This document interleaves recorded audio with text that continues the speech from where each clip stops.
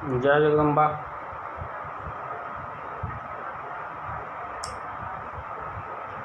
आषाढ़ का महीना चल रहा है और भोले शंकर का पवित्र पावन महीना श्रावण मास आने वाला है आषाढ़ के बाद। तो हम सब जानते हैं कि समस्त भारतवासी इस श्रावण माह में भोले शंकर की आराधना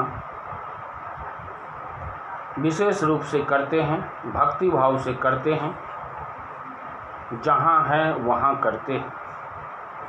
खास करके ये श्रावण महीना में सोमवार व्रत का विशेष रूप से विधान है, महत्व है। श्रावण के सोमवार अधिकतर लोग करते हैं। तो आज हम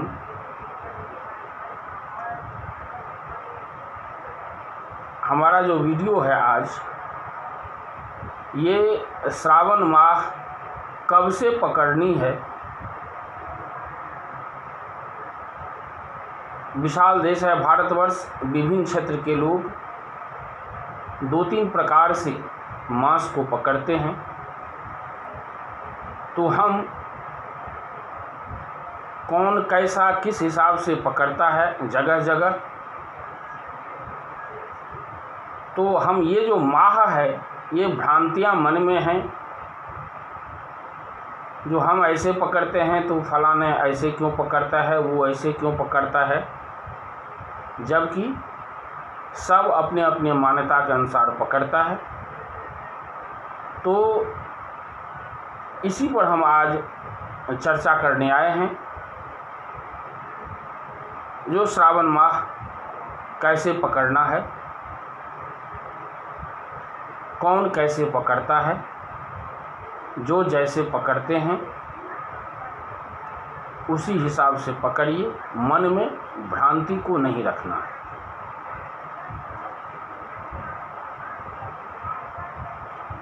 आषाढ़ शुक्ल एकादशी को हरिशयनी एकादशी होती है। हरिशयनी एकादशी में भगवान विष्णु 4 माह के लिए शयन करने के लिए चले जाते हैं। तो जितने दिन भगवान विष्णु शयन करते हैं उस दरमियान जो 4 माह होते हैं उसे चतुर्मास कहते हैं। और चतुर्मास का महत्व शास्त्रों में अत्यधिक पुण्यदायी कहा गया है। तो इन चतुर्मास में श्रावण महीना में भगवान भोले शंकर की आराधना का विशेष समय है। पुनः भाद्र महीना में गणपति की आराधना का विशेष समय है। और आश्विन महीना में जो शरतकालीन नवरात्रि है, देवी नवरात्रि, तो देवी का महीना का विशेष महत्व है। कार्तिक में पुनः फिर देवोत्थान एकादशी को, कार्तिक शुक्ल एकादशी को, जिसको प्रबोधिनी एकादशी कहते हैं, देवोत्थान एकादशी कहते हैं, भगवान शयन से जग जाते हैं विष्णु भगवान। तो आषाढ़ का महीना चल रहा है, अभी आने वाला है श्रावण का महीना। श्रावण का महीना कौन किस हिसाब से पकड़े, उस पर हमारा आज मुख्य बिंदु है, चर्चा का बिंदु है। यद्यपि जो जिस हिसाब से पकड़ता है अपने परंपरा के हिसाब से वो सही है, वैसे ही पकड़ेगा। लेकिन हमें ऐसा प्रश्न आता रहता है कि गुरुजी हम ऐसे पकड़ते हैं, फलाना ऐसे क्यों पकड़ता है, चिलाना ऐसे क्यों पकड़ता है। तो उसी दुविधा को मिटाने के लिए हम आज का वीडियो का हमारा मुख्य बिंदु है।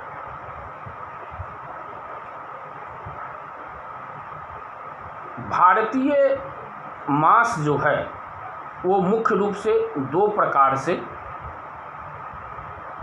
पकड़ा जाता है, एक सौर मास और एक चांद्र मास।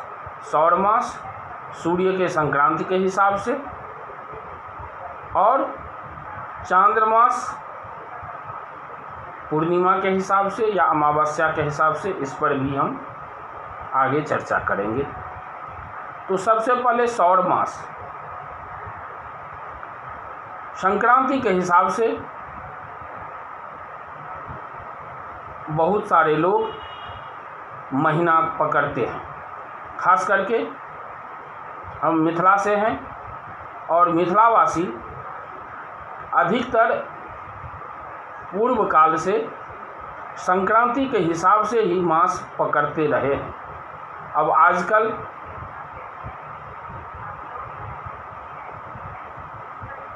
आवागमन की सुविधा बढ़ने से सब एक जगह से दूसरे जगह यानी आना जाना लगा रहता है। प्रवास में भी लोग रहते हैं बहुत सारे, तो जो जहाँ रहते हैं उसके हिसाब से आजकल लोग चांद्रमास के हिसाब से भी पकड़ने लगे हैं, लेकिन मुख्यतः पहले सौर मास के हिसाब से ही पकड़ते थे।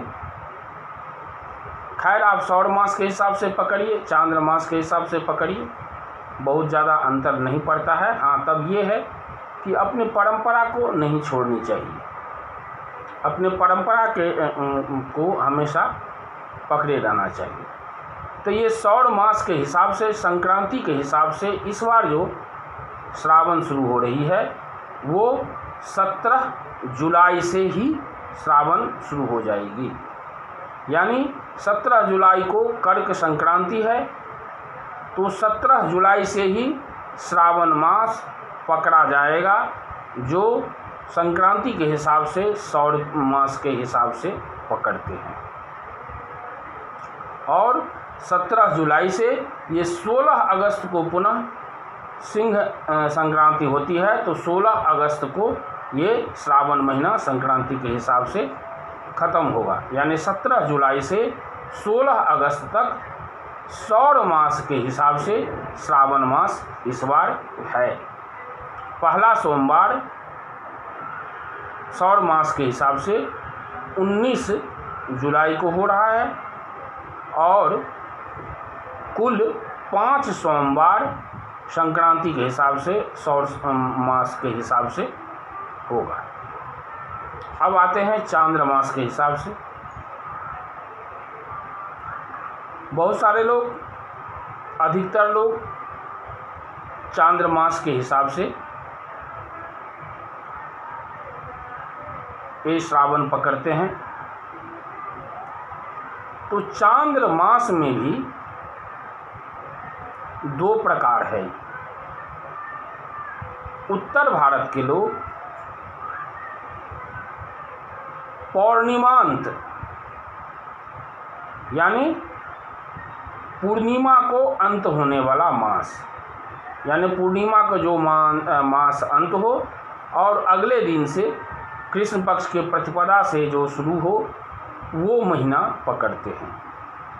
और दक्षिण भारत के लोग अमांत यानी अमावस्या को महीना ख़त्म होती है और दूसरे दिन शुक्ल पक्ष के प्रतिपदा से शुरू होती है, तो वो पकड़ते हैं। यानी चांद्र मास में भी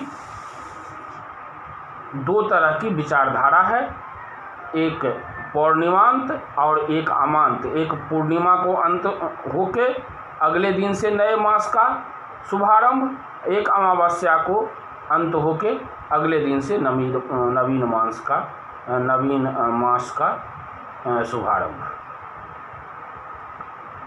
तो उत्तर भारत के लोग पौर्णिमांत पकड़ते हैं, यानी पूर्णिमा को मास का अंत होता है और अगले दिन यानी कृष्ण पक्ष के प्रतिपदा से नए मास शुरू होते हैं। तो उसके हिसाब से ये 24 जुलाई को पूर्णिमा है। तो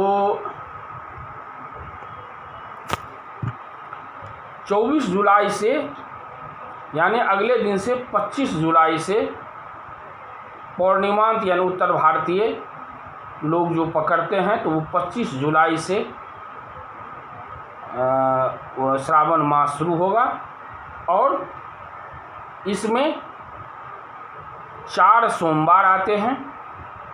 ये पूर्णिमांत वाला जो पूर्णिमा के बाद से यानी कृष्ण पक्ष के प्रतिपदा से जो पकड़ेंगे उसमें इस बार 4 सोमवार आएंगे। 24 जुलाई को पूर्णिमा है यानी 25 जुलाई से श्रावण मास शुरू हो जाएगा। 25 जुलाई से 23 अगस्त तक ये श्रावण महीना रहेगा। पूर्णिमांत वाले यानी उत्तर भारतीय जो पकड़ते हैं कृष्ण पक्ष के प्रतिपदा से उनके लिए तो ये 25 जुलाई से 23 अगस्त के बीच 4 सोमवार इसमें पड़ेगा। और अमांत यानी दक्षिण भारत में लोग अमावस्या को अंत होता है मास और अगले शुक्ल पक्ष के प्रतिपदा से शुरू होता है। तो ये 8 अगस्त को अमावस्या है यानी 9 अगस्त से, और 9 अगस्त को सोमवार ही है, पहला सोमवार 9 अगस्त को ही होगा।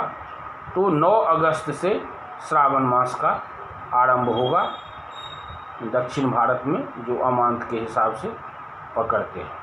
और 9 अगस्त से ये 6 सितंबर तक ये श्रावण महीना रहेगा। और इसमें भी 5 सोमवार आते हैं यानी सौर संक्रांति के हिसाब से जो पकड़ेगा उसमें भी 5 सोमवार आते हैं। पूर्णिमांत जो पकड़ेंगे उत्तर भारत के लोग उसमें 4 सोमवार आएंगे और दक्षिण भारत के लोग जो अमांत चांद्रमास पकड़ते हैं उसमें भी 5 सोमवार आएंगे। तो अगर मिला जुला के देखें तीनों तो समझिए ये 17 जुलाई से लेके और 6 सितंबर तक लगभग श्रावण मास रहेगा। किंतु आप जिस हिसाब से पकड़ते हैं वैसे ही पकड़िए। जो संक्रांति के हिसाब से पकड़ते हैं वो 17 जुलाई से 16 अगस्त तक पकड़िए। जो पूर्णिमांत यानी उत्तर भारत में के जो लोग हैं वो चांद्रमास पूर्णिमांत के हिसाब से पकड़ते हैं वो 24 जुलाई से पकड़िए। और जो अमांत के हिसाब से पकड़ते हैं यानी 24 जुलाई को पूर्णिमा है तो 25 जुलाई से पकड़िए, 25 जुलाई से 23 अगस्त तक। और जो दक्षिण भारत के लोग अमांत यानी अमावस्या का जिस महीना को अंत होता है और अगले दिन से शुरू होता है उसके हिसाब से जो पकड़ते हैं वो 8 अगस्त को अमावस्या है, उनके लिए 9 अगस्त से 6 सितंबर तक ये श्रावण मास रहेगा। आशा करते हैं कि जो कम से कम